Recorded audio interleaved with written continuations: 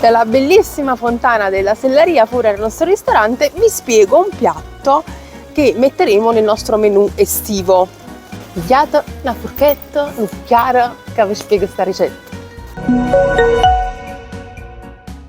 Oggi parliamo di una pasta che è di uso comunissimo nelle case di tutti i napoletani, a pasta e fasul.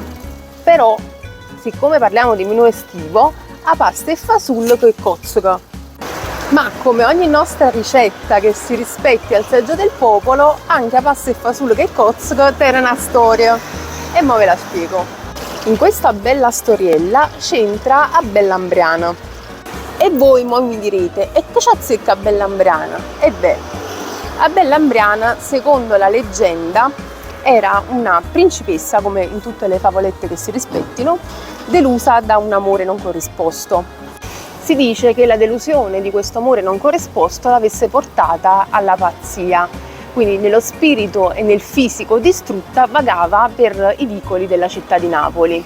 Così il padre della principessa non corrisposta e delusa da questo amore decise di aiutarla e lo fece ricompensando tutti quelli che avessero aperto la porta alla figlia e l'avessero fatta entrare in casa in cerca di riparo.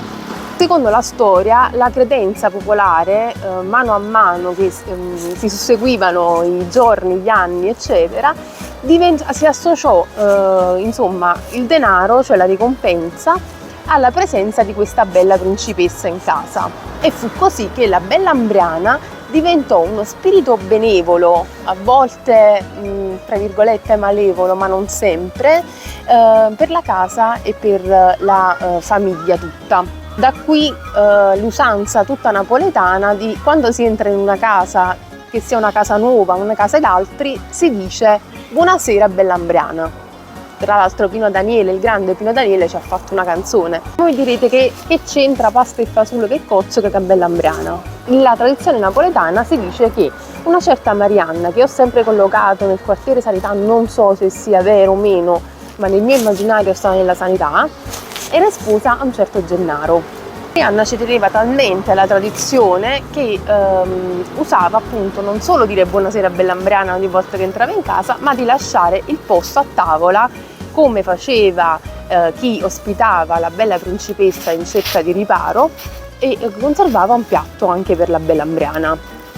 Il marito di Marianna, Gennaro, che si vedeva sempre preparare questo piatto di pasta e fagioli, decise un giorno di sfruttare la credenza estrema di sua moglie Marianna e le disse più o meno così: certo Marianna, ma questo piatto della Bellambriana è sempre vuoto perché si è sfastriata di mangiare se imbustisse sta pasta e fasul. In realtà molto probabilmente era proprio visto che si era sfastriata e mangiava se imbustisse, e quindi, sfruttando la superstizione di sua moglie, riuscì a farle preparare un piatto nuovo.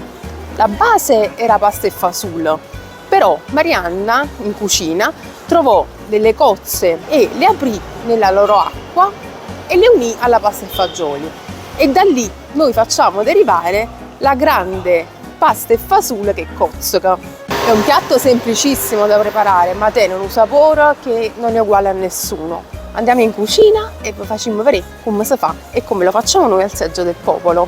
Andiamo.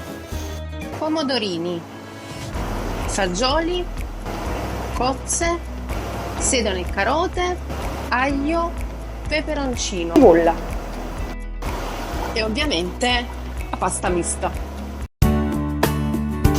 Allora, mettiamo il nostro soffritto in una padellina, quindi sedano, carote, mezzo spicchio d'aglio e 2-3 gambetti di prezzemolo.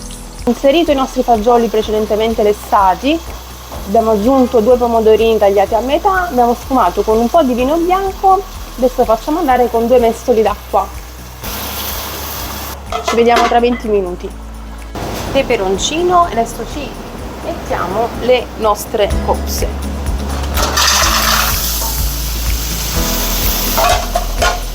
La pasta e fagioli, la base è pronta. Andiamo a vedere cosa facciamo con le cozze e con la loro acqua. E proprio come fece Marianna, come gli suggerì suo marito Gennaro, allora abbiamo aperto le nostre cozze, c'è la loro acqua qui pronta per essere filtrata e poi messa nella base della pasta e fagioli, e andiamo a sgusciare le nostre cozze e a mettere il frutto poi nella pasta. Quindi un procedimento semplicissimo, un sapore eccezionale. A proposito di credenze e di superstizioni, che poi questa non è una superstizione ma è proprio vero, perché me lo diceva anche mio nonno, voi dovete sapere che le cozze sono buone nei mesi senza la R, quindi maggio, giugno, siamo ad aprile, quindi stanno cominciando le prime primizie, come si dice, no? Però noi le andiamo a prendere dove sappiamo, e quindi vi voglio fare questa cozza. Guardate qua, piena. Mettiamo il nostro filtro e andiamo a fare semplicemente questo tratterrà tutte le impurità.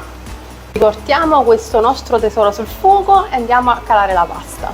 Io so che molti ci mettono i tubettini, a me piacciono tantissimo, però sono fedele alla pasta ammiccata, quindi io nella pasta e fagioli con le cozze, oltre all'acqua delle cozze, per insaporire ancora di più, ci metto un mestolino di Brori Pulpo. E voilà!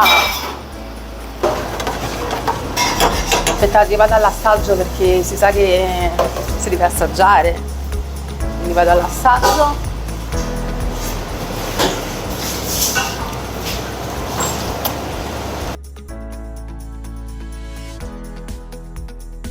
Come finitura.